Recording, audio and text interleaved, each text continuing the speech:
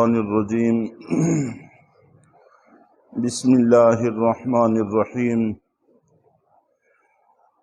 ولا تنکحوا المشرکات حتی یؤمن، اور تم مشرک عورتوں سے نکاح نہ کرو جب تک کہ وہ ایمان نہ لے آئیں۔ مسلمان مردوں کو حکم یہ دیا گیا ہے کہ کفر و شرک پر چلنے والی خواتین کے ساتھ نکاح نہ کرو۔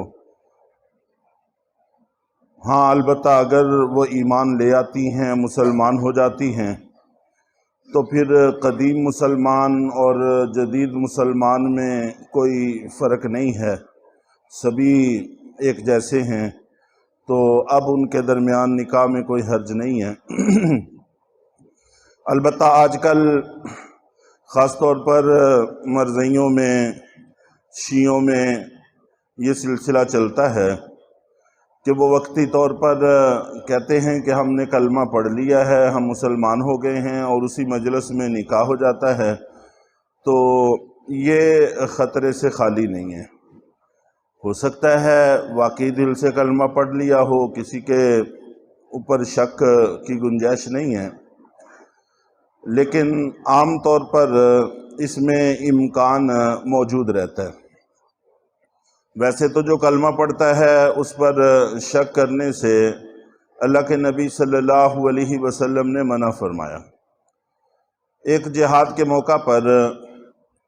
جنگ کے دوران عین اس وقت جب کہ محسوس ہوا ایک کافر غیر مسلم کو کہ اب جان ہاتھ سے نکل جائے گی، تو اس نے کلمہ پڑھ لیا، تو صحابی رسول نے پھر بھی اس کو قتل کر دیا، اور بعد میں یہ مقدمہ اللہ کے نبی صلی اللہ علیہ وسلم کے سامنے پیش ہوا کہ اس نے کلمہ پڑھ لیا تھا اور پھر بھی میں نے اس کو قتل کیا۔ تو نبی پاک صلی اللہ علیہ وسلم کے چہرے مبارک پہ غصے کے آثار نمودار ہوئے، اور آپ نے سخت ناراضگی کا اظہار فرمایا۔ صحابی رسول نے عرض کیا کہ اللہ کے رسول، اس نے موت کے ڈر سے پڑھا تھا، دل سے نہیں پڑھا تھا۔ تو آپ نے بار بار یہ جملہ ارشاد فرمایا، کیا تم نے اس کا دل چیر کے دیکھ لیا تھا؟ کیا تم نے اس کا دل چیر کے دیکھ لیا تھا؟ اور خود نبی پاک صلی اللہ علیہ وسلم نے بھی ساری زندگی منافقین کو برداشت کیا ہے، جن کے بارے میں آپ کو اللہ کی طرف سے اطلاع بھی تھی، اور آپ کی دور رس نظریں اور بصیرت سے بھرپور نگاہیں اس بات کو محسوس بھی کرتی تھیں کہ یہ لوگ ایمان والے نہیں ہیں،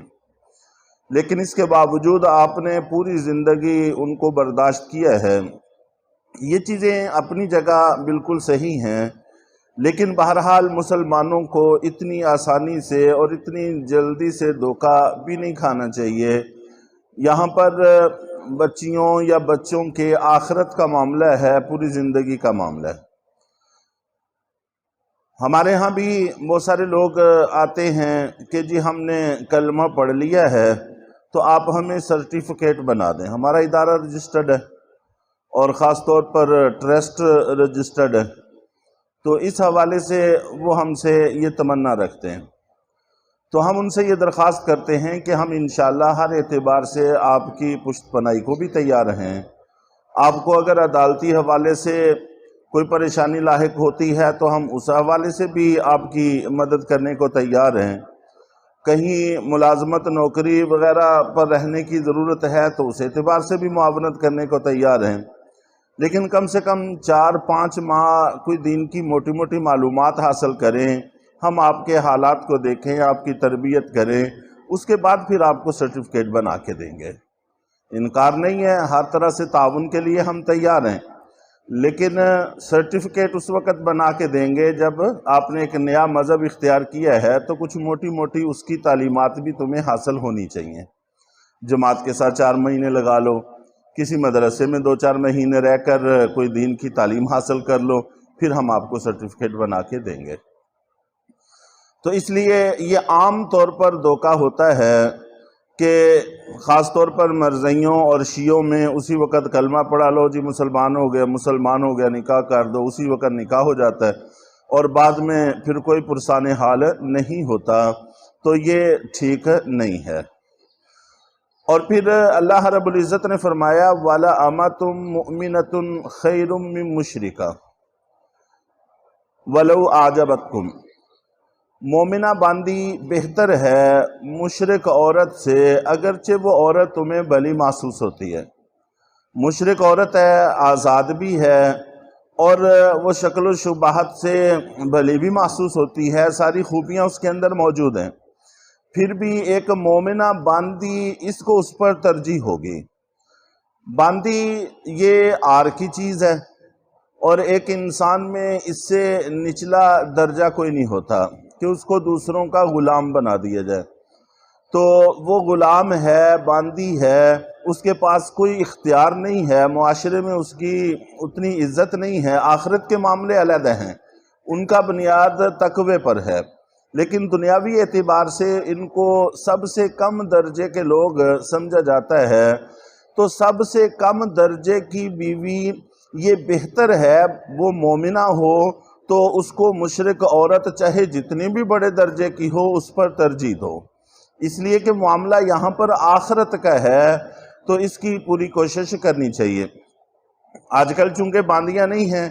تو آج کل جیسے کوئی سمجھ لے کوئی بہت غریب اور گھروں میں کام کرنے والی خواتین، اور یہ بھی مشرک عورتوں سے بہتر ہیں۔ اور اس کے بعد فرمایا وَلَا تُنْكِحُوا الْمُشْرِكِينَ حَتَّى يُؤْمِنُوا، کہ تم اپنی عورتوں کا نکاح مشرک مردوں سے بھی نہ کرو جب تک کہ وہ ایمان نہ لے آئیں۔ وَلَعَبْدٌ مُؤْمِنٌ خَيْرٌ مِّن مُشْرِكٍ وَلَوْ أَعْجَبَكُمْ، اور مومن غلام بہتر ہے مشرک مرد سے اگرچہ وہ تمہیں اچھا بھی محسوس ہوتا ہے، تو مشرک مرد جتنا بھی بہتر ہو دنیاوی اعتبار سے، اس کے مقابلے میں ایک غلام، ایک نوکر اور ایک مزدور یہ لوگ بہتر ہیں، اس لیے کہ یہ اللہ پر ایمان رکھنے والے ہیں۔ اور پھر اصل وجہ بھی آگے اللہ نے خود ہی ارشاد فرما دی ہے اولئک یدعون الی النار، کہ یہ لوگ جہنم کی طرف بلاتے ہیں، مشرک مرد ہو چاہے مشرک عورتیں ہوں، یہ تمہیں بھی اور تمہاری اولادوں کو بھی جہنم کی طرف لے جائیں گے۔ واللہ یدعو الی الجنۃ والمغفرۃ باذنہ، اور اللہ کی ذات اپنے حکم سے جنت اور مغفرت کی طرف بلاتے ہیں۔ اللہ جو تمہیں راستہ بتاتے ہیں وہ اگرچہ دنیاوی اعتبار سے تمہیں تھوڑا گراں محسوس ہوتا ہے لیکن آخرت داؤ پہ نہیں لگتی، تو اللہ وہ راستہ بتاتے ہیں جس میں مغفرت ہے، جس میں جنت ہے، اور یہ لوگ تمہیں جہنم کی طرف لے جائیں گے۔ اس آیت میں عام اعلان ہے کہ دونوں طرف سے مشرک مرد عورت، کافر مرد عورت کا آپس میں نکاح جائز نہیں ہے۔ قرآن پاک کی ایک دوسری آیت ہے جس کے اندر اللہ رب العزت نے اہل کتاب خواتین جو عیسائی مذہب سے یا یہودی مذہب سے تعلق رکھنے والی خواتین ہیں ان کے ساتھ نکاح کو جائز قرار دیا ہے۔ والمحصنات من الذین اوتوا الکتاب من قبلکم، کہ وہ پاک باز خواتین جن کو پہلی کتابوں میں سے کوئی کتاب ملی ہو ان کے ساتھ نکاح کر سکتے ہو۔ ان کے ساتھ نکاح کرنے کی دو شرطیں ہیں تب وہ نکاح جائز ہوگا، اگر ان دونوں میں سے کوئی ایک شرط بھی مفقود ہو تو پھر اس کی بھی گنجائش نہیں ہے۔ چنانچہ مفسر قرآن مولانا ادریس کاندھلوی رحمۃ اللہ علیہ اور دیگر تمام مفسرین اس بات پر اتفاق کرتے ہیں کہ سب سے پہلی بات تو یہ ہے کہ صرف وہ کاغذی عیسائی یہودی نہ ہوں بلکہ باقاعدہ ان کے عقائد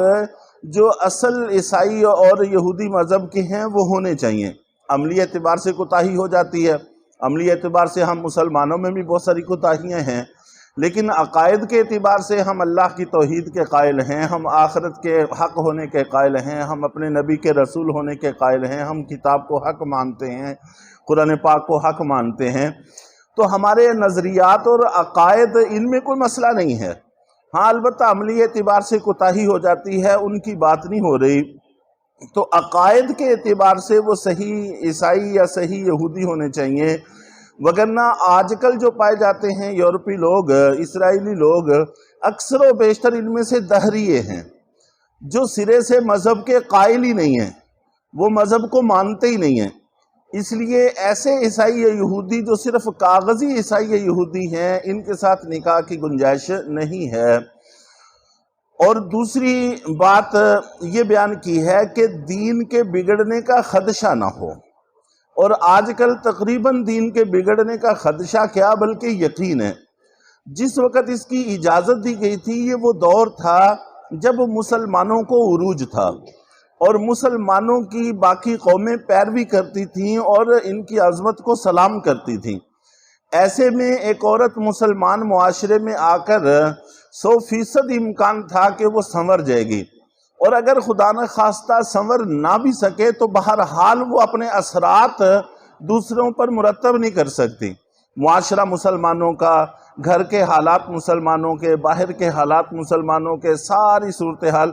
اور اب جب کہ یکسر معاملہ الٹ ہو چکا ہے، ایسے میں اپنا دین بچانا مشکل ہے، چہ جائے کہ انسان اپنی اولاد کا بچا سکے، کوئی امکان نہیں ہے۔ یہی وجہ ہے کہ حضرت عمر رضی اللہ تعالیٰ عنہ نے اپنے دور خلافت کے اندر اپنے تمام حکمرانوں کو، گورنروں کو خط لکھ دیا تھا کہ اس سلسلے کو روکا جائے۔ اب غیر مسلم عورتوں کے ساتھ، یہودی عیسائی عورتوں کے ساتھ نکاح کے سلسلے کو بند کیا جائے، تو ان کی دور رس نگاہیں اس بات کو محسوس کر رہی تھی کہ حالات بدل رہے ہیں، اب اس کی اجازت نہیں ہونی چاہیے۔ تو بہرحال اصل بات یہ ہے کہ آخرت متاثر نہ ہو، اور اگر جس میں اجازت دی گئی ہے اس میں آخرت متاثر ہو رہی ہے تو پھر اس کی بھی اجازت نہیں ہے۔ وَيُبَيِّنُ آيَاتِهِ لِلنَّاسِ لَعَلَّهُمْ يَتَذَكَّرُونَ، اور اللہ تعالیٰ اپنی نشانیاں لوگوں کے سامنے کھول کھول کر بیان کرتے ہیں تاکہ وہ لوگ نصیحت حاصل کر سکیں۔